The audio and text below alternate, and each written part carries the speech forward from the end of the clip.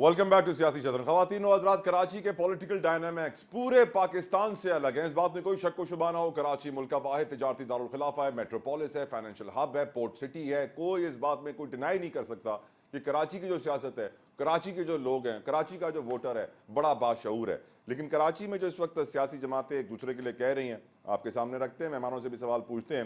MQM का ये कहना है, मुस्तफ़ा कमाल साहब ने चैलेंज किया है बिलावल भुट्टो जरदारी को, हमारे बगैर वजीर आजम बनकर तो दिखाओ। वाकई नजमी साहब, ये हर हुकूमत के पीछे लगे होते हैं कि हमें हुकूमत में ले लो। ये हर हुकूमत, लेकिन क्या आप उनके बिना वजीर आजम बनाएंगे बिलावल को? देखिए, पहली कोशिश हमारी बिल्कुल ये है कि हम अपनी गवर्नमेंट फॉर्म करें ताकि हम अपनी पॉलिसीज़ को इम्प्लीमेंट कर सकें, किसी के और किए ख्वाहिशों पे ना चलाएं। ऑब्वियसली हर पार्टी की, कोई भी जो पार्टी लड़ रही है उसकी पहली कोशिश यही है। लेकिन हमने मुस्तकिल तौर पे इमरान खान साहब से भी बात को ये ऑफ़र की थी, सबको की कि आप बैठें। और अभी जो हाफिज़ साहब बात कर रहे थे, उनकी बात में बहुत वजन था। बिल्कुल, मैं कोई उनसे कोई मैं उनकी इख्तिलाफ नहीं कर सकता। इख्तिलाफ नहीं कर सकता। बिल्कुल उन्होंने सही कहा कि अब इस वक्त जो मुल्क की हालत है, मैं तो चाहता हूँ कि सारी पॉलिटिकल पार्टीज बैठें, वरना हमारे बच्चों का मुस्तकबिल अच्छा नहीं नज़र आ रहा। बिल्कुल सही। इसमें कोई डिबेट नहीं है कि इस मुल्क के हम तो ये हमारी जनरेशन ख़त्म हो रही है, और नजीब भाई, अगर अब भी साथ ना बैठे तो फिर ये मुल्क बहुत बुरे हालात में चला जाएगा। बुरे हालात क्या? ये इससे पहले ज़्यादा टूट बुरे, चुका है, अब फिर टूट सकता है। मुल्क टूटे ना टूटे, वरना अगर हमने अभी नहीं इसको टेकअप किया, वरना एक वक्त आएगा कि लोग छोटे घरों से उठ के बड़े घरों को लूट कर खाएंगे। अनारकी अनारकी होगी, अनारकी होगी। अगर इस वक्त हमने सबने सेंसिबली अपने सियासत के उसको छोड़ के हमने मुल्क किस तरह नहीं सोचा, कौमी मफाद में। कौमी वरना ऐसी अनारकी फैलेगी। यहाँ इस वक्त हालत ये है कि बहुत से घरों से इतना खाना फेंका जाता है जो कि गरीब के घर में पकता नहीं। जी हाँ, reality distribution of wealth, rice rice तर, गरीब गरीब गरीब तर। तर होता है। इसमें अल्लाह कोई रहम करे। अगर नहीं किया तो बहुत बुराई है। सईद गनी साहब ने कहा है कि MQM जहां से 70,000 वोट लेती थी, वहां से अब 10,000 पर आ गई है। खान साहब, वाकई? तला भाई, सईद भाई की बातें आप सीरियस मत लिया करें। ओके। सईद भाई माशाल्लाह बहुत एक फ़नी शख्सियत हैं, हमारे दोस्त भी हैं, भाई भी हैं। MQM कराची की एक हकीकत है और माजी में भी आप देख चुके हैं और इंशाल्लाह फ्यूचर में भी देखेंगे। ये 2024 के इलेक्शन साबित करेंगे कि MQM के बग़ैर वज़ीर आज़म पाकिस्तान बनना नामुमकिन है, क्योंकि कराची का मैंडेट जो है ये मैटर करता है। हमेशा 15 सालों से पीपल्स पार्टी भड़के मारती रही है और आखिर में वो हमारे मरकज़ आकर माथा टेकने पर मजबूर हो जाते हैं। देखें, हमें पाकिस्तान पीपल्स पार्टी से कोई इख्तिलाफ़ नहीं है। हमारा जो इख्तिलाफ़ हमेशा रहा है, हम जो हमेशा हुकूमतों से निकलते रहें, वो इसलिए वो उसकी जो मेन वजह बनी है वो हमेशा से यही वजह बनी है कि कराची को आप उसका हक दें। वो चाहे पानी हो कराची का, वो चाहे इलेक्ट्रिसिटी हो, वो चाहे स्कूल्स हों। अब आप मुझे एक बात बताएं, आपके पास जो है क्या फ़िगर हैं स्कूल्स के हवाले से? आपने बोला कराची में कितने गवर्नमेंट स्कूल हैं जो एग्जिस्ट करते हैं, या कोई एक मुझे आप गवर्नमेंट ऐसा स्कूल बता दें 15 सालों की गवर्नमेंट के बाद, इनकी हुकूमत करने के बाद, 2300 अरब रुपए खर्च करने के बाद, जहां आप अपने बच्चे को भेज सकते हैं। या मिसाल मेरे भाई, बड़े भाई नजमी आलम भाई वहाँ अपने बच्चों को पढ़ा सकते हैं। कोई एक आप मुझे सरकारी हॉस्पिटल दिखा दें कि जहाँ मिसाल हम लोग वहाँ जाके अपना इलाज करवा सकते हैं। वैसे अस्पतालों की बड़ी लाइन है इनके पास आजकल, बड़ी लिस्ट है, वो शुरू करेंगे घंबट से लेकर कराची तक। मैं कराची के ही बता दूंगा। आप अब्बासी शहीद हॉस्पिटल की हालत देख लें, आप जिना हॉस्पिटल हाँ, की हालत बिल्कुल, बहुत देख सही कहा, लें। अब्बासी अच्छा, जो शहीद का जिना बिल्कुल। हॉस्पिटल ये जिसका ये कहते हैं, या ये आपको जिसका देंगे अपना मिसाल जिसकी देंगे, वो हैं जो पब्लिक प्राइवेट पार्टनरशिप के तहत चल रहे हैं।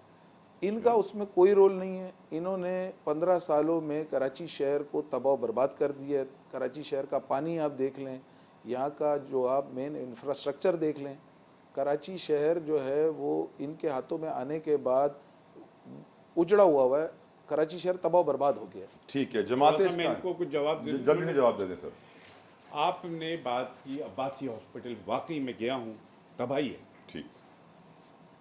वसीम अख्तर साहब के दौर में आप रफ़ीकी हॉस्पिटल चले जाएं, पाकिस्तान चौक, जो एक यानी मिनी सिविल, मैंने उससे पूछा कि ये क्यों हो गया, उसने कहा हम 5 साल वसीम अख्तर साहब से रोते रहे, उन्होंने एक पैसा हमें रफ़ीकी हॉस्पिटल के लिए नहीं दिया, राइट।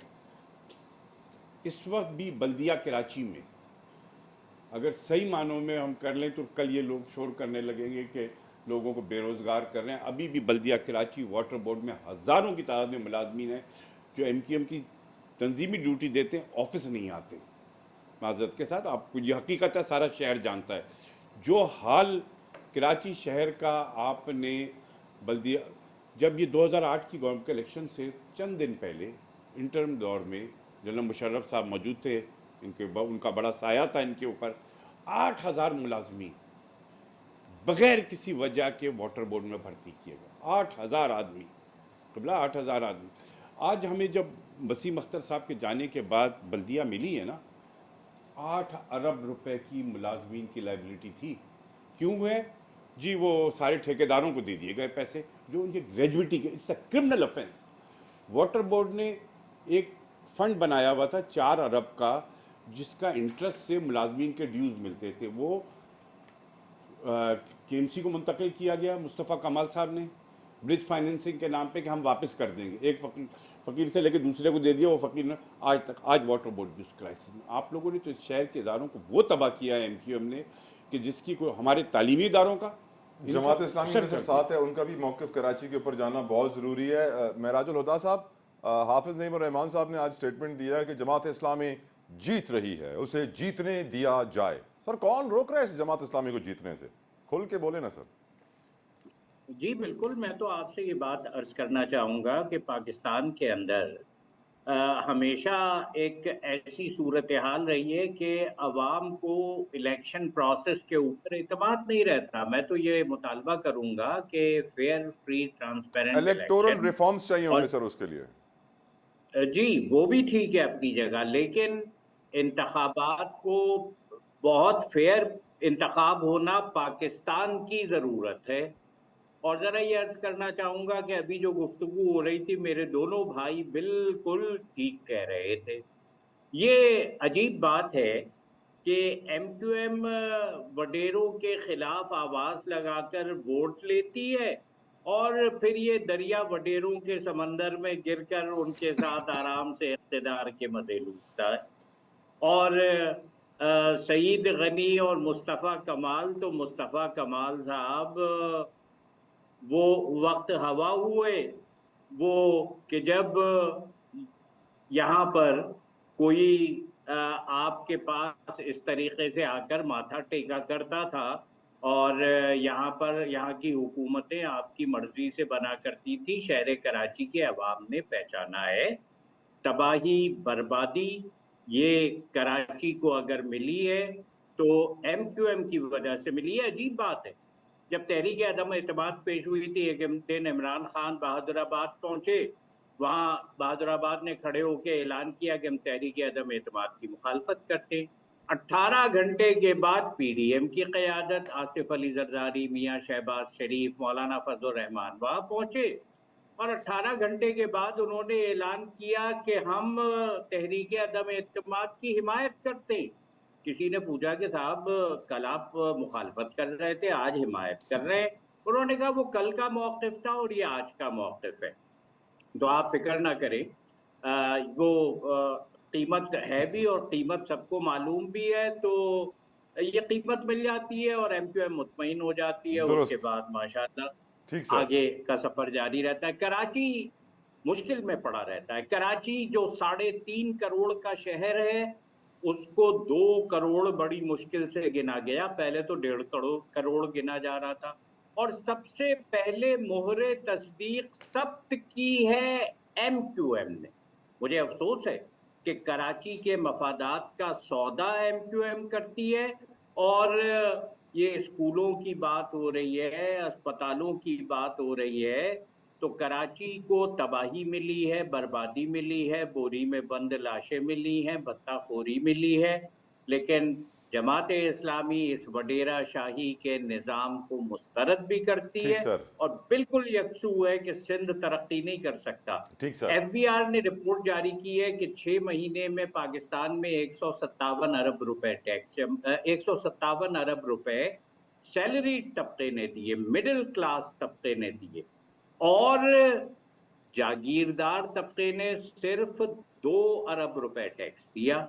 अजब बात है, 157 अरब रुपया टैक्स देने वाले ये महकूम रहते हैं और 2 अरब रुपया टैक्स देने वाले ये हाकिम बन जाते हैं। और जाहिरी बात है कि उनके बच्चे ना यहाँ पढ़ते हैं, और अगर उनके बच्चे ना ठीक भी सर। पढ़ें तो भी उन्हें तो हाकिम बनना है। ठीक मैं सर। समझता हूँ कि जमात इस्लामी के अलावा कोई ऑप्शन इस वक्त कराची, हैदराबाद, सिंध के शहरी और देही इलाकों के पास मौजूद नहीं है। ठीक सर, हाफिज साहब मुझे ब्रेक पे भी जाना है, जल्दी से अगर आप ब्रीफली मुझे बता दें कि ये कराची का मुद्दा आपकी नज़र में है क्या, जो जमातें एक दूसरे के साथ गुत्थम गुत्था थुक्कम थुक्का हैं, रिजल्ट्स आने के बाद एक दूसरे के साथ क्या बगलगीर हो जाएंगी? क्योंकि लग यही रहा है कि पीडीएम की तरह एक और गुलदस्ता बनेगा सर। तला ये जो सारी चीज़ें हैं वो उतनी देर रिजॉल्व नहीं हो सकती जितनी देर तक हम सिंसेरिटी के साथ उनको एड्रेस नहीं करेंगे। अब 18वीं तरमीम के बाद 20,000 अरब रुपया जो है हमारे इन 4 प्रोविंसेस के अंदर गया, और ऑलमोस्ट 60% आपका जो नेशनल फाइनेंस कमीशन है वो प्रोविंस के अंदर जाता है। अब आप देखें कि कितना इस मुल्क के अंदर जो है रिसोर्सेज का ड्रेनेज हो रहा है, और वो ड्रेनेज किन चीज़ों पे हो रहा है, जो बेसिक फैसिलिटीज़ हैं। अब जिन चीज़ों की तरफ आप इशारा कर रहे हैं, चाहे आपकी एजुकेशन है, आपकी हेल्थ है, सिविक फैसिलिटीज़ है, पानी है, ये दुनिया भर के अंदर म्यूनिसिपल कमेटीज़ का काम है और दुनिया भर की यूनियन काउंसिल्स ये काम करती हैं, और हमने इनको एजेंडा बनाया हुआ है, हमारी प्रोविंशियल पॉलिटिक्स का भी और नेशनल पॉलिटिक्स का भी। तो हमें इस सिंड्रोम से बाहर निकल आना चाहिए और हमें अपने से भी सच बोलना चाहिए, लोगों के साथ भी सच बोलना चाहिए, सच का सहारा और लें, रिसोर्सेज झूठ का छोड़ें। इस्तेमाल जो है वो ठीक करना चाहिए। हाफिज साहब आपसे एक ब्रेक के बाद वापस आके मैं पूछूंगा कि कैसे एक सुप्रीम कोर्ट का जज बिना इंक्वायरी के घर भेज दिया जाता है, बरतरफ किया जाता है। ब्रेक लीजिए, जल्दी से वापस आइए।